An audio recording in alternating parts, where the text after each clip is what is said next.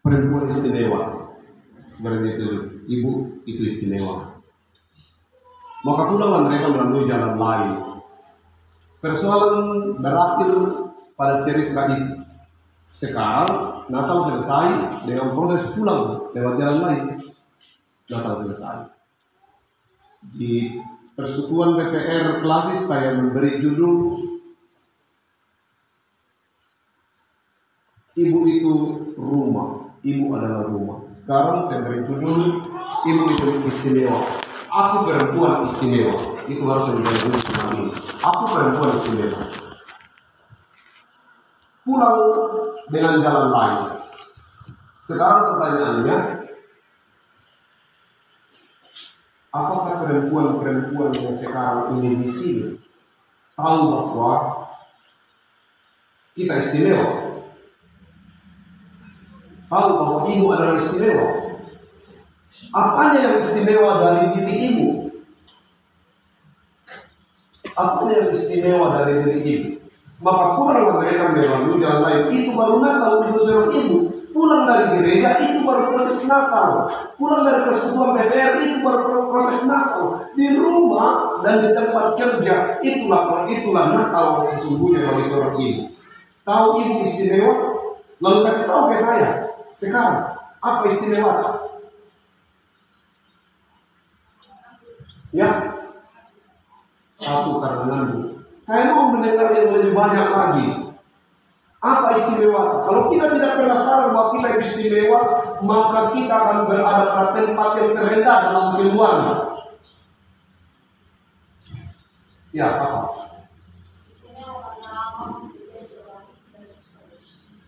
Istimewa karena mau menjadi seorang ibu dan istri. Pasti masih banyak alasan. Saya mau memberitahu ke kita ibu-ibu bahwa kalau Anda merasa diri Anda istimewa, coba ceritakan keistimewaanmu kepada suamimu dan ceritakan keistimewaanmu kepada anak-anakmu. Coba ceritakan semua Anda istimewa itu. Kalau kamu bilang cantik kak, baik kak, rajin kak, apabila kak, tapi tidak pernah Anda menceritakan itu terhadap orang yang terdekat dengan Anda, maka sia-sia keistimewaanmu. Sia-sia kecantikanmu kalau tidak pernah kau berdoa. Kalau Anda merasa, kalau ibu merasa ini cantik, harusnya dengan begitu segera Anda tampilkan kecantikanmu. Kalau Anda merasa bahwa Anda adalah orang baik, maka buktikan bahwa Anda baik. Betapa kasihannya seorang perempuan kalau dia merasa baik lalu suaminya mengenalnya sebagai orang jahat sampai dia mati. Betapa kasihannya seorang ibu kalau dia merasa bahwa akulah ibu yang terbaik di dunia, tapi anaknya mengenalnya sebagai orang pemarah dan sebagainya sampai dia mati. Oh, rugi kita. Rugi. Sangat rugi kita menjadi seorang ibu kalau kemudian sampai orang yang terdekat dengan kita mengenal kita sebagai seorang pemarah, seorang yang sangat sadis sampai kita mati. Walaupun kita selalu katakan saya itu baik sekali kak, tapi ada yang kenapa? Sejauh mana anak mengenal kita sebagai seorang ibu yang baik? Sejauh mana suami kita mengenal kita sebagai seorang perempuan yang baik? Beruntung sekali pun bapak tidak nakal berjendaran begini. Sepulang dari sini, peristiwa sesungguhnya baru dimulai. Apa itu? Kalau kita baca kitab apa? Maria dan Yusuf menyingkir ke Mesir. Sudah itu kembali dan beberapa kali harus menyingkir. Coba kita baca kitab. Itu bagaimana maksudnya penyingkiran ke Mesir, lalu kemudian pembunuhan anak-anak di Bethlehem, lalu kemudian kembali lagi ke Mesir. Tanggung jawab seorang perempuan dibuktikan di situ. Bagaimana dia kesana kemari dan Mesir menyingkir kembali lagi dan seterusnya. Demi apa? Demi untuk menyelamatkan anaknya. Tanggung jawab seorang ibu, tanggung jawab seorang ayah dibuktikan dalam bacaan berikutnya. Berkali-kali berpindah. Baru sedikit masalahnya apa? Yang lain kira sedikit tahu, lebih baik tidak mengalihkan dan seterusnya. Ibu itu istimewa, tapi sayang banyak ibu yang tidak bisa menceritakan keistimewaannya kepada orang terdekat dengan dia. Saya tahu sudah berapa jauh kita berkorban menjadi seorang ibu, tapi sungguh itu kemudian anak-anak kita pasangan kita mengenal kita sebagai orang yang betul-betul benar-benar Islam. Dan selalu pertengkaran terjadi karena apa? Karena kita merasa bahwa kita sudah membuktikan bahwa kita adalah perempuan yang baik, tapi suami kita tidak melihat kebaikan itu, pasangan kita tidak melihat kebaikan itu, ataukah orang di sekitar kita tidak melihat kebaikan itu. Kreatiflah untuk menceritakan bahwa ibu adalah orang baik. Bukankah ibu termasuk orang yang tidak mau makan duluan di rumah? Ibu kan, dia memilih makan terakhir dan berkata, memang kamu masih kenyang tak saya tahu itu ada pada ibu. Kalau bapak tidak, kamu dah paham. Tapi dia awal, oh itu bapak. Saya dulu, ibu. Saya pernah membaca sebuah cerita, ada seorang ibu yang mulia dan merasa bahwa senang sekali makan kaki ayam. Sehingga mereka menikah, dia selalu berikan dalam kaki ayam. Sehingga waktu ulang tahun yang ke-70, suaminya menghadir dia kaki ayam. Dia baru berkata jujur, bahasa Yunani, saya tidak suka hati ayam.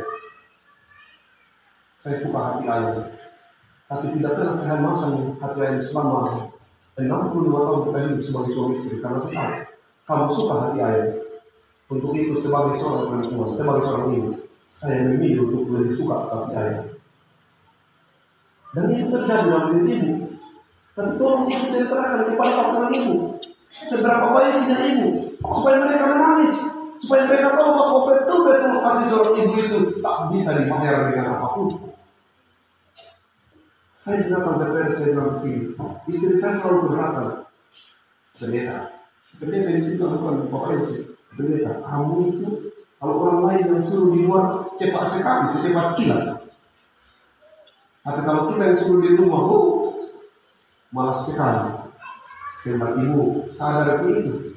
Apalagi yang tentang pendeta, pendeta, tolong takkan si lampu. Tidak menyangkut lampu ini pendeta, tidak tolong datang di rumah. Dengan itu segera saya bangun dan pergi urus atau urusan-urusan lain. Tapi kalau istri saya suruh, apa dia bilang? Kamu, apa ini? Kalau tidak, oh disertai. Kalau tidak kenapa?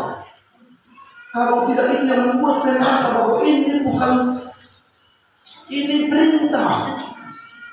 Coba kita kalau bisa lebih bantu orang itu, pasti kita juga ini manusia pasti. Tapi sayang karena ibu juga itu seperti dia tahu inginnya menang sendiri. Dan biasanya ibu-ibu suka mengancam.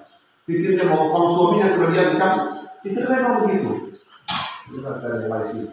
Istri saya mau begitu. Kamu memang nanti kamu dimarahi baru dengar. Kalau bicara yang baik tidak mendengar, makanya harus dimarahi kok.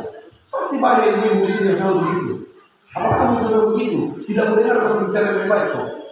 Natal itu baru dimulai ketika pulang dengan jalan lain.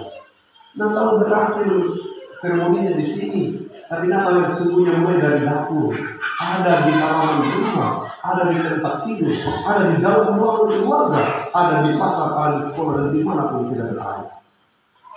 Suatu hari, Natal yang sesungguhnya diceritakan dalam sebuah cerita ini. Satu hari, ada sebuah keluarga beli mobil baru. Lalu kemudian karena bapaknya belum terlalu fasih, terlalu pintar mengemudi mobil itu, maka dipilih di rumah. Lalu bapaknya pergi kerja, mamanya juga sibuk bekerja. Lalu beberapa hari, beberapa minggu mobil itu ada di rumah. Lalu kemudian namanya mengambil sebuah spidol yang sudah tidak ada lagi tintanya. Lalu menggambar, membuka mobil itu, menggambar 3 orang. 1 orang anak dan ibu dan bapak diletakkan di gambar itu. Jadi bapaknya pernah bekerja dengan senang sekali yang ada dikatakan, bapak saya sudah menyaksikan sebuah gambar yang cantik. Di mana? Dia tunjukkan lagi gambar di mobil itu. Lalu ibunya marah. Lalu kemudian ibunya mengambil, karena ibunya lagi kerja di kamar, mengambil potongan bunga kertas. Tidak sadar bahwa potongan bunga kertas itu ada durinya, masih ada. Lalu kemudian tangannya kecil, dipukul tangannya berkali-kali. Rupanya akhirnya karena Duri itu membuat infeksi dari kedua tangan itu. Dan dalam proses panjang ceritanya, saya harus singkat untuk kita. Maka keputusan dari dokter adalah ini harus diamputasi. Kedua tangannya harus diamputasi. Dia katakan waktu dia diamputasi, iya, saya siap untuk dipotong karena saya nakal, tangan ini nakal. Dan saya sudah tidak akan melakukan lagi, saya tidak akan menambah apapun lagi di mobil itu. Ibunya sudah mulai berderak air mata, baru sadar bahwa dia sudah melakukan kesalahan saya. Sesudah pulang, sesudah saya pulang dari rumah sakit berkata, sekarang saya tidak akan lagi bertambah di mobil itu, tolong kembalikan tangan saya. Ibunya hanya mampu menangis. Ini kisahnya. Tangan itu tidak bisa dikembalikan. Sekalipun orang itu berkali-kali berjanji untuk tidak akan menambah. Saya janji tidak akan menambah. Ibu, kembalikan tangan saya. Itu kisah nyata di tempat yang lain. Dan kisah nyata itu terjadi dalam kehidupan kita. Bukan karena seorang itu sudah bermobil, tidak. Tapi dalam sudut yang lain. Seorang ibu sering menyakiti hati anak-anaknya. Dengan tubuh kata, dengan tindakan sepele. Tapi itu benar sangat bisa bilang. Pulang dengan jalan lain. Mari kita kembali sebagai seorang perempuan yang bisa membuktikan bahwa cinta itu bukan dipendam. Sayang dan kasih itu tidak dipendam. Kalau kamu istimewa, kalau kamu beritahu ke anakmu bahwa aku istimewa, istimewa aku di mana? Kalau kita makan, aku makan paling di belakang supaya itu lebih kenyang dari kita saya. Kalau kita tidur, aku lebih menidurkan engkau walaupun mengantuk sudah berlebihan. Tapi kan kita pernah cerita seperti itu. Lebih banyak karena kita mengambil sebagai pribadi yang sangat menakutkan. Mari tunjukkan keistimewaanmu. Pertontonkan membuktikan bahwa istimewaku itu di sini, nak. Istimewaku itu di sini. Aku adalah ibu yang baik. Aku mau membuktikan dan menceritakan kepadamu kebaikan-kebaikanku itu. Berarti menjadi ibu yang termalu-malukan. Mari belajar menjadi ibu yang baik. Sekali lagi, apa yang istimewa di diri ini? Bertanya sama diri tadi. Ada yang istimewa tak? Ada di baik betul ki?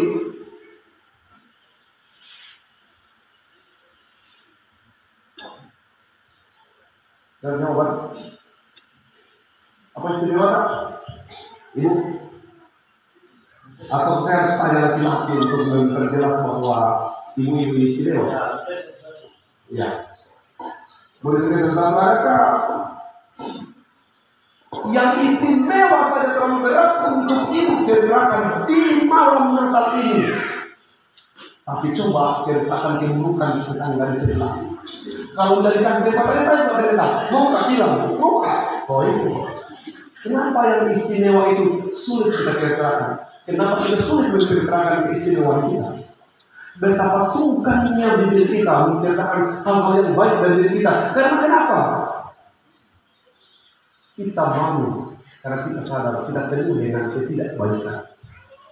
Sehingga kalau Anda bilang saya orang baik, maka itu akan membuat Anda merasa bahwa tidak boleh lagi menjadi ibu yang benar. Kalau kita sudah berkata aku istimewa karena aku adalah ibu yang baik, aku perempuan yang baik, maka mulai besok Anda harus menjadi perempuan yang tidak baik. Sudah bilang kemarin, saya ulangi. Kalau ibu bilang begini, saya ini ibu yang baik, saya ibu yang istimewa, saya sangat baik. Kalau besok Anda menjadi ibu yang tidak baik, maka orang berkata, sudah bilang kemarin ibu baik, kenapa hari ini tidak baik?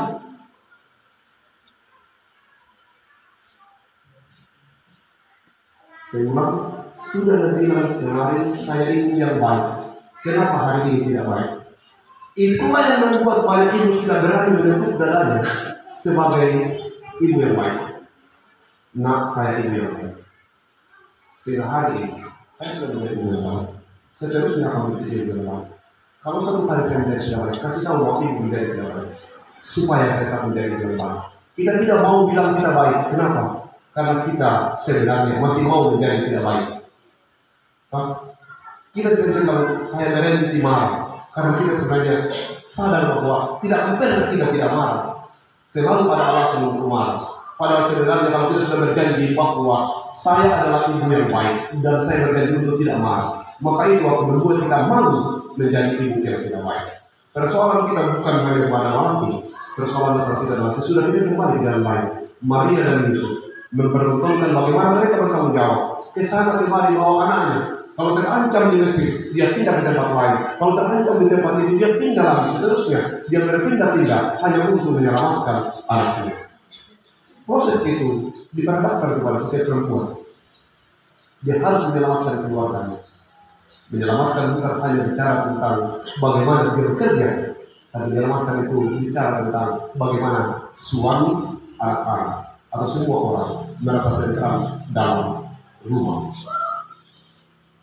Tuhan membuat kita sehingga di hari ibu ini benar-benar kita menyadari bahwa kita lah ibu yang paling istimewa. Di TPR saya katakan tempat paling enak, tempat paling nyaman, tempat paling bahagia ada di kandungan ini. Rumah paling penuh dengan sejahtera di kandungan ini. Tak pernah ada orang menangis dalam kandungan, dan itu yang istimewa seorang perempuan. Kalau ada ibu merasa tidak istimewa, maka dia akan menjadi Tuhan.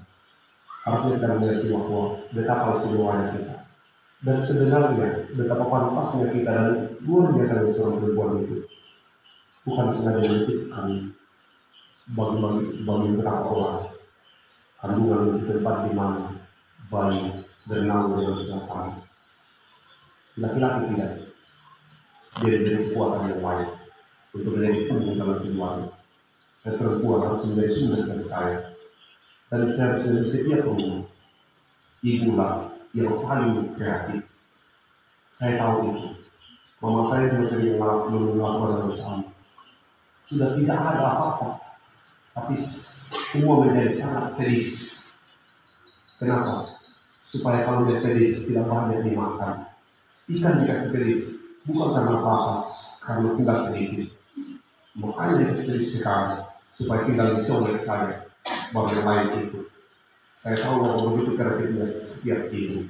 Saya malam ini saya ingin mengatakan kepada kita, ayo ceritakan, ayo buktikan.